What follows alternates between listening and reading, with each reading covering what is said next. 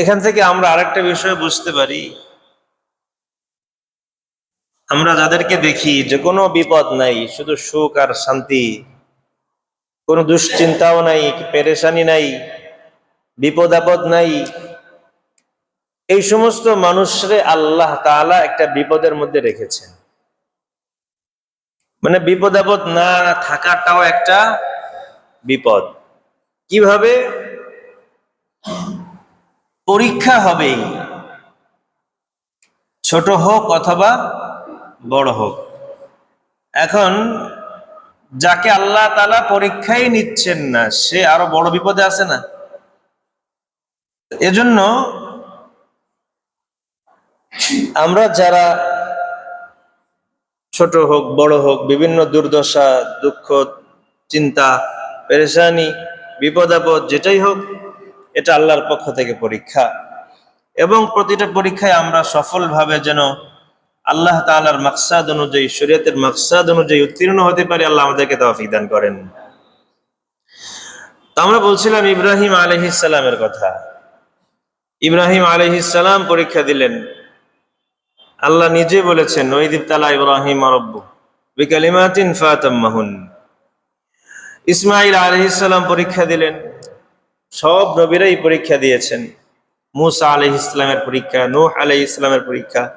নূহ আলাইহিস সালামের অবস্থা এমন হলো যে প্রায় 1000 বছর, 950 বছর পর্যন্ত দাওয়াত দেওয়ার পরে যখন মানুষ আর ওনার কথা শুনে না, বর্তমান সময়ে আমরা উলামায়ে কেরাম মানুষকে সত্যের পথে ডাকেন, কোরআন হাদিসের কথা বলেন। যেরকম মানুষ সবাই এটা পছন্দ করে না, আদম আলাইহিস সালাম থেকে শুরু করে রাসূল সাল্লাল্লাহু আলাইহি ওয়াসাল্লাম পর্যন্ত, মুহাম্মদুর রাসূলুল্লাহ পর্যন্ত সব সময় এমন ছিল, এমনই সিস্টেম। কিছু মানুষ মানবে আর কিছু মানুষ মানবে না। কেউ এটাকে বিশ্বাস করবে, আমল করবে, কেউ বিশ্বাস করবে না, আমল করবে না, এটাই সিস্টেম। তো নূহ আলাইহিস সালাম দাওয়াত দিলেন, অল্প কিছু মানুষ ওনার দাওয়াতের সাড়া দিয়ে মুসলিম হলো, ঈমান আনলো। তো নূহ আলাইহিস সালাম, আল্লাহ তাআলা ওনাকে বললেন, ঠিক আছে, ওয়া উহিয়া ইলা নূহিন আন্নাহু লা ইউমিনা মিন কওমিক ইল্লা মান ক্বাদ আমান, যে যারা ঈমান এনেছে এ পর্যন্তই শেষ, এরপরে আর কেউ ঈমান আনবে না। তোমার কওমের বাস এ পর্যন্তই শেষ। কাজেই যারা ঈমান আনতেছে না,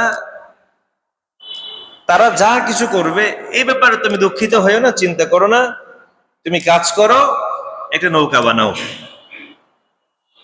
নূহ আলাইহিস সালাম নৌকা বানাতে শুরু করলেন।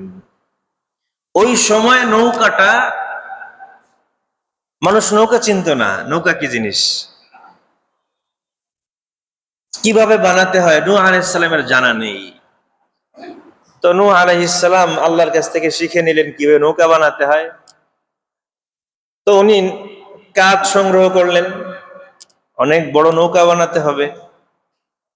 ওনার কওমের লোকেরা যারা ঈমান আনে নাই জিজ্ঞেস করে, কি অবস্থা নূহ, এখানে কি হবে?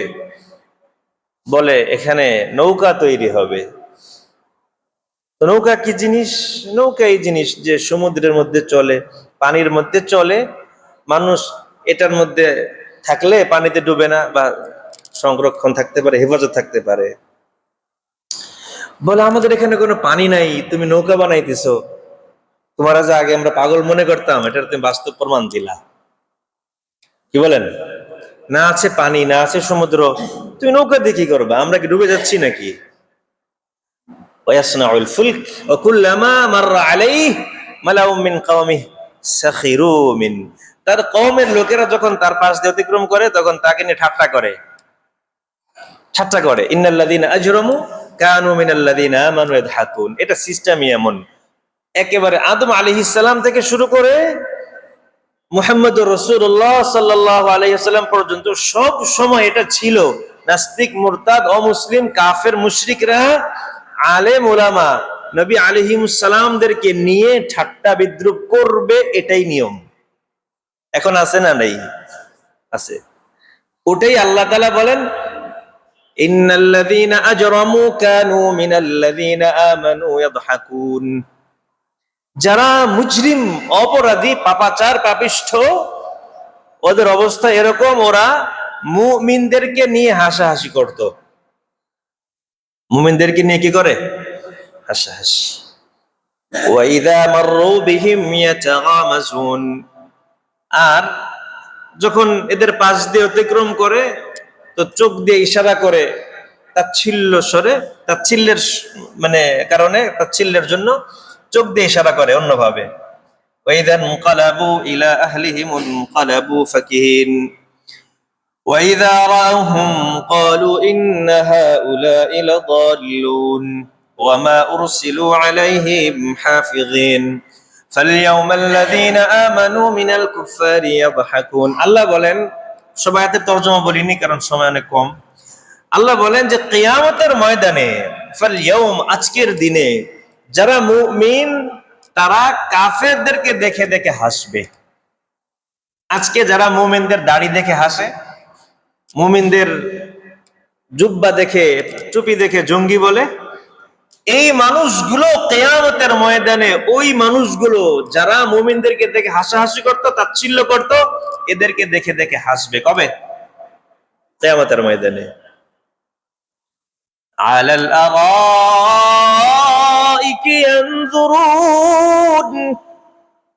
মুমিনরা সোফার মধ্যে বসে থাকবে, সিংহাসনের মধ্যে বসে থাকবে কিয়ামতের ময়দানে। ইয়ানজুরুন, দেখবে। এরকম চেয়ারের মধ্যে বিশাল বিশাল সোফা, সিংহাসনের মতো সোফা দেওয়া হবে বসার জন্য, চেয়ার। তো মুমিনরা এরকম বসে বসে দেখবে কাফেররা কিভাবে দৌড়াদৌড়ি করতেছে, ইয়ানফসি ইয়ানফসি করতেছে, দেখবে আর মিটিমিটি হাসবে। কারা? মুমিনরা। আজকে যাদেরকে দেখে দেখে কাফের, মুশরিক, বেঈমান, নাস্তিক, মুরতাদরা দেখে দেখে হাসে, এদেরকেও কিয়ামতের ময়দানে মুমিনরা দেখে দেখে হাসবে। সেদিন কিন্তু বেশি নয়, দূরে নয়, সেদিন অতি তাড়াতাড়ি চলে আসবে। আমাদের পরীক্ষাটা শেষ হলেই চলে আসবে। কি বলেন? পরীক্ষা শেষ হলেই রেজাল্ট চলে আসবে। আল্লাহ বলেন, নূহ আলাইহিস সালাম উনি যখন নৌকা তৈরি করতেছেন, কোন মানুষ অতিক্রম করলে জিজ্ঞাসা করে, কি ব্যাপার, এটা কি নৌকা? তাচ্ছিল্য করে, তুমি এই কামই করো। ওয়াইযা ওয়াসনাউল ফুলকা ওয়া কুল্লামা মাররা আলাইহি মালাউম মিন কওমিহি সাখিরু মিন قال إن تسخروا منا فإنا نسخر منكم كما تسخرون। নূহ আলাইহিস সালাম বলেন, আজকে যেমন তোমরা আমাকে নিয়ে তাচ্ছিল্য করছো, একটা সময় অচিরেই চলে আসবে যখন আমিও তোমাদেরকে নিয়ে তাচ্ছিল্য করব। ইন তাসখারু মিন্না ফাইন্না নাসখারু মিনকুম কামা তাসখারুন। আমরাও তোমাদেরকে নিয়ে তাচ্ছিল্য করব। যখন নৌকে চড়বো, দুনিয়া সব ডুবে যাবে, তখন তোমরাও ইয়ানুফসি ইয়ানুফসি করবা, বাঁচাও বাঁচাও বলে চিৎকার করবা, আমরা তখন তোমাদেরকে নিয়ে কি করব?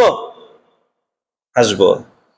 فسوف تعلمون من يأتيه عذاب يخزيه ويحل عليه عذاب مقيم حتى إذا جاء أمرنا وفارت النور قل نحمل فيها من كل زوجين اثنين وأهلك إلا من سبق عليه القول ومن آمن وما آمن معه إلا قليل وقال اركبوا فيها بسم الله مجريها ومرساها إن ربي لغفور رحيم وهي تجري بهم في موج كالجبال ونادى نوح ابنه وكان في معزل يا بني اركب معنا ولا تكن مع الكافرين। নূহ আলাইহিস সালাম নৌকা যখন তৈরি করলেন, নৌকা তৈরি হয়ে গেছে, আল্লাহ তাআলা আদেশ দিলেন, সারা দুনিয়া পানিতে ডুবে গেল। আল্লাহ তাআলা আদেশ দেওয়ার পরে দুনিয়াটা পানিতে ডুবে গিয়েছে। নূহ আলাইহিস সালাম তার কওমের লোকদেরকে বললেন, যারা ঈমান এনেছিল মুমিনদেরকে বললেন, ইরকাবু ফিহা বিসমিল্লাহি মাজরাহা ওয়া মুরসাহা ইন্না রাব্বি লাগফুরুর রহিম। নৌকায় উঠে পড়ো তোমরা। সবাই নৌকার মধ্যে উঠে গেছে। যে সমস্ত মানুষ ঈমান এনেছে, মুমিনরা নৌকার মধ্যে চড়ে গেছে। আর আল্লাহ তাআলা বলেন, ওই সমস্ত প্রাণীদেরকেও সাথে নেবা যাদের সন্তান হওয়ার জন্য স্বামী স্ত্রী লাগে, জোড়া লাগে, তাদেরকেও নৌকার মধ্যে নিয়ে নাও। নৌকা চলতে শুরু করলো, ওয়াহিয়া তাজরি বিহিম ফি মাউজিন কাল জিবাল। ঢেউয়ের মধ্যে বড় বড় ঢেউ, এত বড় ঢেউ, আল্লাহ বলেন পাহাড়ের মতো ঢেউ, বিশাল বিশাল ঢেউ। এই ঢেউয়ের মধ্যে নূহ আলাইহিস সালামের নৌকা চলতে লাগলো। ونادى نوح ابنه وكان في معزل يا بني اركب معنا ولا تكن مع الكافرين। নূহ আলাইহিস সালাম সন্তানকে বললেন, ও সন্তান রে, ইয়া বুনাই, প্রিয় বৎস, ইরকা মানা, আমাদের সাথে তুমিও নৌকায় উঠে যাও। এই সন্তান নৌকায় ওঠে নাই। কেন ওঠে নাই? ওয়াকানা ফি মাযিলিন, সে একটু দূরে দূরে সরে সরে থাকে, নবীকে পছন্দ করে না। বাপ হিসেবে আলাদা হিসাব, কিন্তু নবী হিসেবে তাকে পছন্দ করে না, তার কথা শুনে না। ওই নূহ আলাইহিস সালামের সময় তো নূহ আলাইহিস সালাম ছিলেন, একদল লোক ছিল যারা নূহ আলাইহিস সালামের সাথে সরাসরি বিরোধিতা করেছে, আর একদল লোক ছিল যারা নূহ আলাইহিস সালামকে ভালোবেসেছেন, ঈমান এনেছেন। আর কিছু লোক ছিল যারা ঈমানের দাবি করে কিন্তু নূহ আলাইহিস সালাম থেকে দূরে থাকে। ওই সময় ছিল। আল্লাহ বলেন মুহাম্মদুর রাসূলুল্লাহর পরে খাতামুন নবিয়্যিন, তিনি তো নবীদের শেষ নবী, তারপরে কোনো নবী আসবে না। নবী আসবে না ঠিক আছে, কিন্তু নবীদের যে জিম্মাদারি, এই জিম্মাদারি পালন করার জন্য আল্লাহ তাআলা কিয়ামত পর্যন্ত আলেম পাঠাবেন, উলামায়ে কেরাম পাঠাবেন, হক্কানি আলেম পাঠাবেন। তো নবীদের সাথে মানুষ যে আচরণ করেছে, কিয়ামত পর্যন্ত আলেমদের সাথে মানুষ সেই আচরণই করবে। কথা বুঝতেছেন? ইন্নামাল উলামা ওয়ারাসাতুল আম্বিয়া, উলামায়ে কেরাম নবীদের ওয়ারিস, সব নবীর ওয়ারিস। তার মানে কি? শুধু এক নবীর ওয়ারিস না, সব নবীর ওয়ারিস। তার মানে আমরা একটা জিনিস এখানে বুঝি যে কয়েকটা বিষয়ে সব নবীদের মধ্যে মিল আছে। কি বলেন? সব নবীর ওয়ারিস হওয়ার জন্য মিল থাকা লাগবে। মিলগুলো কি? যেমন আল্লাহ তাআলা সূরা নাহলের মধ্যে বলেন, ওয়ালাকাদ বাআসনা ফি কুল্লি উম্মাতির রাসূলান আন ইবুদুল্লাহ ওয়াজতানিবুত তাগুত। সব নবীর মধ্যে এখানে মিল আছে যে আল্লাহ তাআলা বলেন সমস্ত নবীকে আমি এই আদেশ দিয়েছিলাম, তুমি তোমার কওমকে আমার ইবাদতের জন্য বলো, আন ইবুদুল্লাহ, আল্লাহর ইবাদত, ওয়াজতানিবুত তাগুত, আর আল্লাহর যারা বিরোধিতা করে, আল্লাহকে যারা মানে না, তাদেরকে ছেড়ে দাও। এই দুই কথার মধ্যে সব নবী একমত। তো উলামায়ে কেরাম সব নবীদের ওয়ারিস। মানে কি? উলামায়ে কেরাম আল্লাহর গোলামির জন্য বলেন, তাগুতের গোলামি বর্জন করার জন্য বলেন, বাতিল ফিরকা এগুলো বর্জন করার জন্য বলেন। নবীদের সাথে যে আচরণ হয়েছে, আলেমদের সাথেও সেই আচরণ হবে। আলহামদুলিল্লাহ, দেখা যাচ্ছে কিছু মানুষ আলেমদের সাথে ভালোবাসা রাখে, সম্পর্ক রাখে, ঠিক কিনা? আর কিছু মানুষ আছে যারা সরাসরি আলেমদের সাথে বিরোধিতা করে। আর কিছু মানুষ আছে কানাফি মাযিলিন, দূরে দূরে থাকে। ওরা মুসলমান দাবি করে কিন্তু আলেমদেরকে ভালোবাসে না। ওই কথা এখানে বলতেছিলাম। ওয়ানাদা নূহুন ইবনাহু ওয়া কানা ফি মাযিলিন ইয়া বুনাইয়া ইরকাব মা'না ওয়া লা তাকুব মা'আল কাফিরিন। নূহ আলাইহিস সালাম বললেন, প্রিয় সন্তান, তুমি আমাদের সাথে নৌকায় উঠে যাও, ওয়া লা তাকুব মা'আল কাফিরিন। নূহ আলাইহিস সালাম বলেন, সন্তান রে, তুমি কাফেরদের অন্তর্ভুক্ত হয়েও না। قال سآوي إلى جبل يعصمني من الماء قال لا عاصم اليوم من أمر الله إلا من رحم। বাঁচানোর মালিক একমাত্র কে? কি বলেন? যদি আপনি বলেন শীত এসেছে, আমাদেরকে শীত থেকে বাঁচাবে সোয়েটার, কি বলেন? শীতের দিনে মানুষ শীতে মারা গেছে, এরকম নিউজ পান কি পান না? তাহলে সোয়েটার যদি বাঁচায়, ওই মানুষগুলো কেন মারা গেল? কি বলেন? বিপদ আপদ আসলে, করোনার সময় অনেক মানুষ মারা গেছে না? এখন আল্লাহ তাআলা আমাদের হায়াত এখনো রেখেছেন। কি বলেন? করোনায় আলহামদুলিল্লাহ আমরা মারা যাইনি। যে মানুষগুলো মারা যায়নি এদেরকে বাঁচিয়েছেন কে? কি বলেন? বিশ্বাস আছে তো? তাইলে যাদেরকে আল্লাহ বাঁচিয়েছেন তারা টিকা না নিলেও বাঁচত। কি বলেন? যাদের বিশ্বাস এরকম তাদেরকে বলছি, যাদেরকে আল্লাহ বাঁচিয়েছেন ওরা টিকা না নিলেও বাঁচতই। আর যারা মারা গেছে ওরা যদি পৃথিবীর সব টিকা একজন নিয়ে নিত তাও বাঁচত না। বুঝেন নাই? বাঁচানোর মালিক একমাত্র কে? এক যুদ্ধের মধ্যে আল্লাহর নবী সাল্লাল্লাহু আলাইহি ওয়াসাল্লাম যুদ্ধ থেকে ফিরতেছেন। ফেরার পথে রাসূল সাল্লাল্লাহু আলাইহি ওয়াসাল্লাম যাত্রা বিরতি দিলেন এবং সবাইকে বললেন তোমরা আরাম করো। সাহাবায়ে কেরাম যে যার মতো করে আরাম করতে শুরু করলেন, সবাই ঘুমিয়ে পড়লেন। রাসূল সাল্লাল্লাহু আলাইহি ওয়াসাল্লাম ওনার তলোয়ারটা একটা গাছের মধ্যে লটকিয়ে উনিও শুয়ে পড়লেন, আরাম করতেছেন। একটা কাফের তো কাফেরই, আব্দুল মালিক সাহেবকেও পর্যন্ত মানুষ গালি দেয়, এমন লোক আছে না নাই? কি বলেন? আব্দুল মালিক সাহেবকে যারা চিনেন না তাদের কাছে আমি এই কথাটা বলতে চাচ্ছি না, যারা চিনেন তাদেরকে বলি। আব্দুল মালিক সাহেব উনি এমন একজন ব্যক্তিত্ব, উনি কোন নবী রাসূল না, নবী রাসূল না, কিন্তু উনি আলেম হিসেবে এমন একজন আলেম, পৃথিবীর সমস্ত হক্কানি আলেমরা যার শ্রেষ্ঠত্বের ব্যাপারে স্বীকৃতি দিয়েছে। কথা বোঝেন নাই? উনি যে শ্রেষ্ঠ আলেম এই স্বীকৃতি পৃথিবীর সমস্ত হক্কানি আলেমরা দিয়েছেন। আব্দুল মালিক সাহেবকে যারা ফটকাবাজ বলে ওরা কোন লেভেলের মানুষ হইতে পারে? কথা বোঝেন নাই? আব্দুল মালিক সাহেবকে যারা গালি দেয়, বকাবাজি করে, ওরা কোন লেভেলের হইতে পারে? তাহলে এবার চিন্তা করেন, যারা নবীকে গালি দিতে পারে, নবীকে মারার জন্য তৈরি হতে পারে, ওরা আলেমদেরকে মারবে, আলেমদেরকে গালি দেবে, এটাই তো সত্য কথা। কি বলেন?